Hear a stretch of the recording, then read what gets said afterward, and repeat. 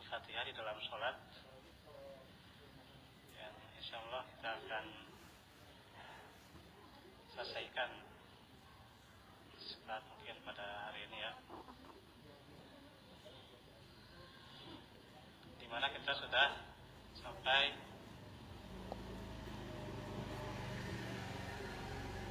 masa Shiratal Mustaqim.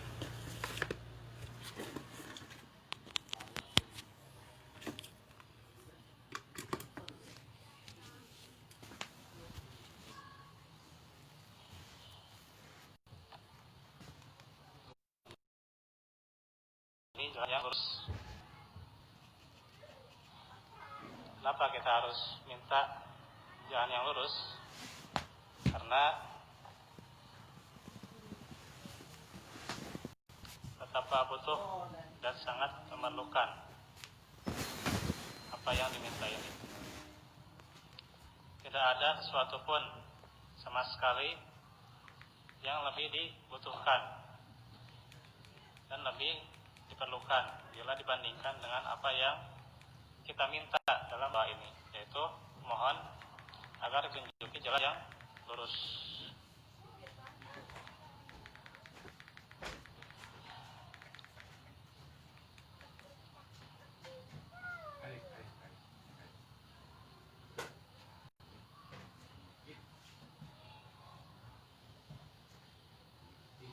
Nah itu mengenai permintaan kita ya. Kepada Allah, maka Allah firman, itulah antara aku dan hambaku ya.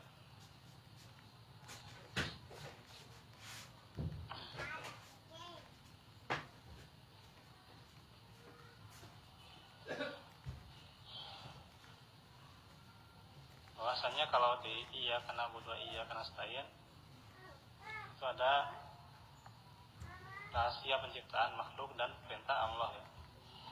Rahasia dunia dan akhirat. Dan juga ayat ini terkandung wasilah terbaik, perantaraan terbaik untuk mewujudkan tujuan tersebut, yaitu adalah beribadah kepadanya. Sarananya itu adalah memohon pertolongan padanya. Nah itulah bagaimana kita penting sekali untuk memohon jalan yang lurus dalam beribadah padanya. Tiada ilah yang berhak disembah selain Allah. Dan tidak ada yang bisa membantu seseorang untuk beribadah kecuali Allah Azza wa Jalla. Jadi beribadah kepadanya merupakan tujuan tertinggi, dan pertolongan Allah adalah jalan yang terbaik. Dan juga adanya jenis tauhid, rububiyah dan uluhiyah dalam iyyaka na'budu wa iyyaka nasta'in. Kemudian kita baca doa ini ya. Karena itu sesungguhnya kita memerlukan petunjuk itu dalam setiap tarikan nafas dan setiap kedipan matanya. Artinya terus menerus ya, yang namanya petunjuk. Apa yang diminta dalam doa ini tidak akan terwujud kecuali dengan diberinya hidayah atau petunjuk yang bisa mengantarkannya menuju Allah Azza wa Jalla.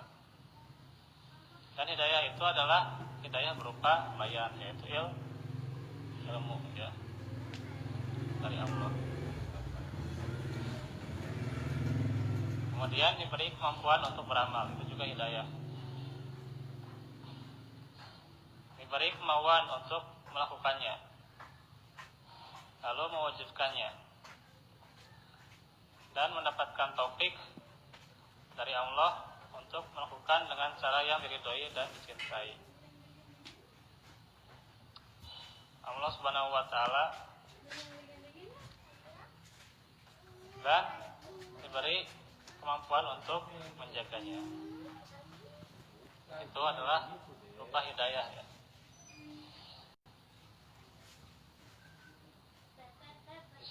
Kemarin itu la tubatilu a'malakum.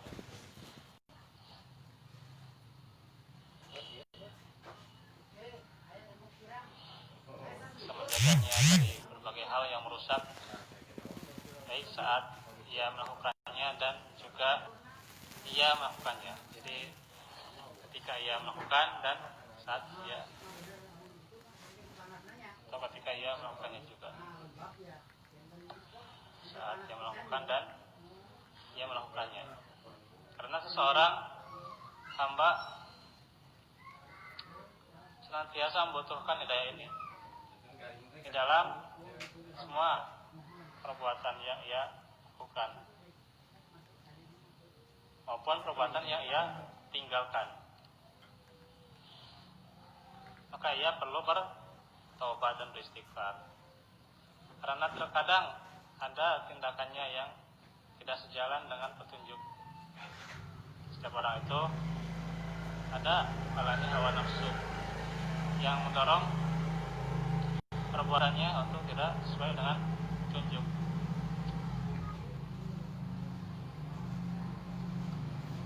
Dia juga memerlukan tambahan hidayah atau petunjuk. Ini juga perlu namanya hidayah setelah ia mendapatkan hidayah sebelumnya. Karena terkadang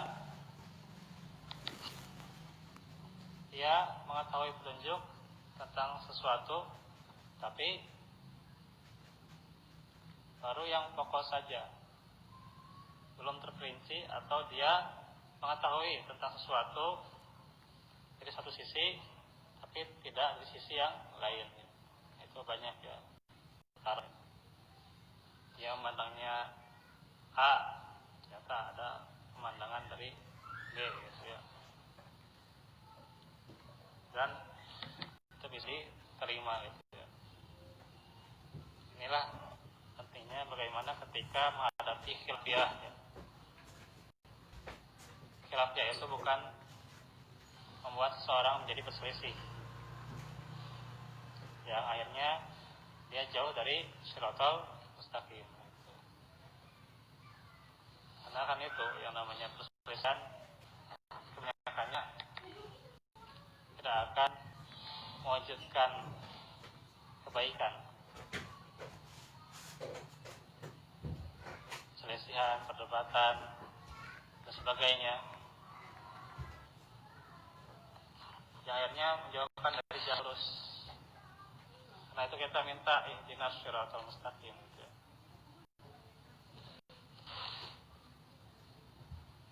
Maka di sini dia memerlukan hidayah yang sempurna.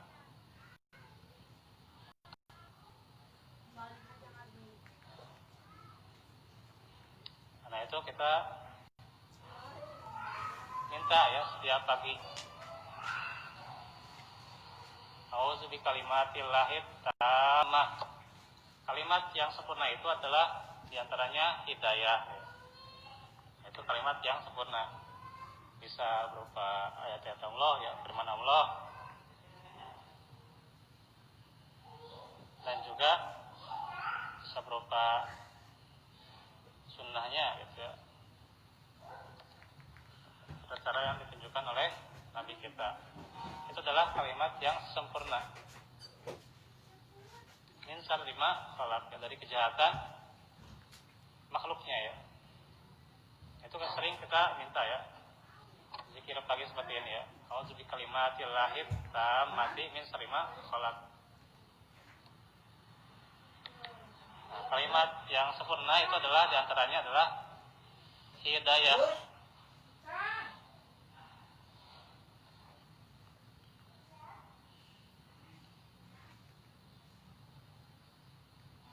Itu hidayah yang sempurna. Terkadang juga ada petunjuk-petunjuk yang belum dia lakukan.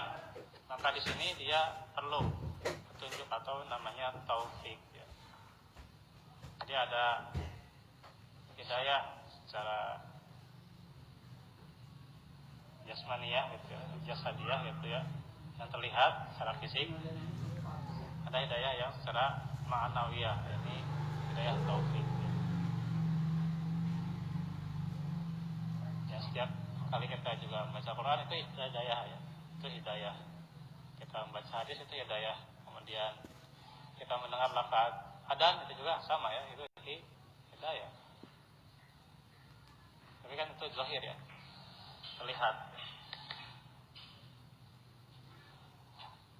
Sama kita juga diciptakan dengan badan kita, kemudian dengan bentuk rupa kita yang bagus dan sempurna ya. Asawwarakum fa'ahsana suwarakum wa razaqakum minat thayyibat, dengan rezeki yang baik gitu ya. Itu juga hidayah saudaranya. Tapi secara jasadiah gitu ya. Yang kita cari setelah itu adalah hidayah yang berupa ma'nawiyah, yaitu hidayah taufik. Gitu ya. Bukan hanya nama pemain bola ya, taufik hidayah gitu. Tapi itu bagaimana mendapatkan kesesuaian taufik itu. Wafaqa yuwafiqu taufiqan ya. Kesesuaian ya. Kesesuaian dengan apa? Dengan syariat. Agar apa? Agar bisa melakukan amalan tersebut sesuai dengan petunjuk Allah Azza wa Jalla.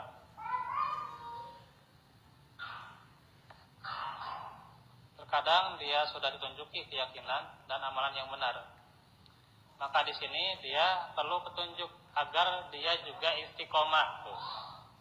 Jadi 3 perkara ya. Petunjuk secara fisik, kemudian ma'nawi, kemudian istiqomahnya ini yang lebih berat lagi gitu. Kadang kita sudah melakukan sesuatu tapi kita kurang istiqomah itu. Memang sangat berat ya.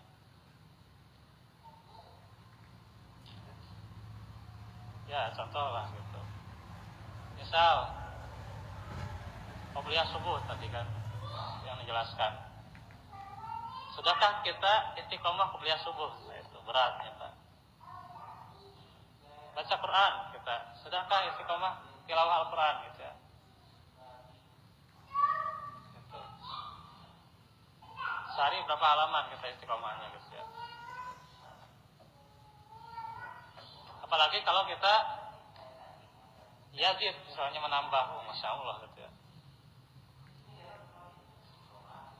Gitu. Ya, istiqomah itu tetap berada di jalan yang lurus gitu. Ya, dia itu tetap dawam istiqomah itu. Terus menerus istiqror. Ya, rutin. Nah, itu istiqomah.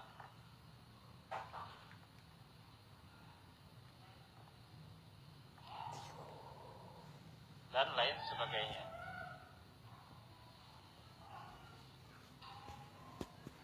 Kemudian juga mencakup norma-norma atau akhlak atau etika. Nah, itu juga perlu diperhatikan ya. Karena Islam itu tidak hanya mencakup ubudiyah saja, tapi diperhatikan dari segi etika. Karena itu ketika kita berbicara ubudiyah, maka kita hasilkan ubudiyah itu dengan akhlak yang mulia. Sudah belum? Ini ubudiyah kita hasilkan.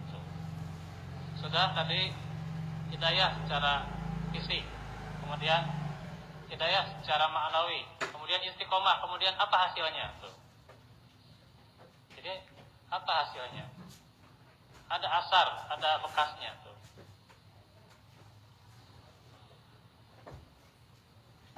Seperti pohon gitu ya. Pohon itu akarnya, kemudian setelah akar dia tumbuh batangnya. Setelah tumbuh batang, kemudian cabang-cabangnya, kemudian sempurna menjadi pohon yang sempurna gitu. Nah, seperti itu. Nah, itu dari segi kesempurnaan. Nah, ini tentu lebih berat lagi ketika amalan kita itu harus berhasil. Sebab ya kalau misalnya kita sholat kemudian sholat begitu saja tanpa ada hasil ya tidak akan menjauhkan diri, ya. Tidak akan mencegah dari fahsya dan munkar tuh. Tidak akan mencegah perbuatan keji dan munkar tuh. Padahal kita sholat terus menerus gitu ya, gitu. Tidak pernah berhenti kita sholat, baca Quran terus kita ya. Tapi apa buahnya coba? Nah ini yang harus kita perbaiki. Ketika kita melakukan sebuah amalan, apa hasilnya? Maka jangan tanya amalan yang paling banyaknya, tapi amalan yang mana yang paling kita dawamkan gitu. Itulah yang Allah cintai. Ahabul amali ilallah adwamuha wa in qalla. Amalan yang Allah cintai itu adalah yang dawam ya, walaupun itu adalah sedikit. Jadi tidak bertanya mana yang paling banyak, tapi mana yang kita dawamkan. Nah, dari yang dawamkan itu mana yang menghasilkan.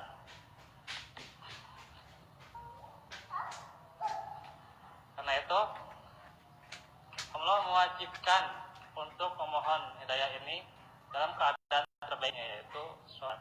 Sholat itu adalah ibadah yang sangat agung, berkali-kali dan berulang-ulang pada siang maupun malam harinya. Kemudian Allah Azza wa Jalla menjelaskan bahwa orang-orang yang mendapatkan hidayah ini adalah mereka yang mendapatkan keistimewaan, anugerah, nikmatnya, bukan maghdubi alaihim, orang-orang yang mendapatkan murka, yaitu orang-orang yang tahu kebenaran tapi tidak mengikutinya gitu. Juga ad-dallin, orang-orang yang tersesat, yaitu mereka yang menyembah Allah tanpa dasar ilmu. Itulah dua kelompok yang dimurkai oleh Allah, yang mempunyai suatu kesamaan ya, yaitu sama-sama berbicara dusta atas nama Allah mengenai perihal penciptaan, perintahnya, asma dan sifatnya tanpa dasar ilmu. Nah itulah ada lagi ya lanjutannya. Ini kita membahas ayat-ayat yang terakhir ya, nanti kita teruskan di berikutnya sambil kita melanjutkan pembahasan yang lain ya tentang sholat ini ya. Walakuminkum warahmatullahi wabarakatuh. Rabbana atina fid dunya hasanah wa fil akhirati hasanah wa qina adzabannar. Untuk hari besok karena saya ada di Mustahab ya, jadi karena di Mustahab jadi besok libur ya. Paling nanti hari Senin ya insyaallah. Ya. Ya. Rabbana atina fid dunya hasanah wa fil akhirati hasanah wa qina adzabannar.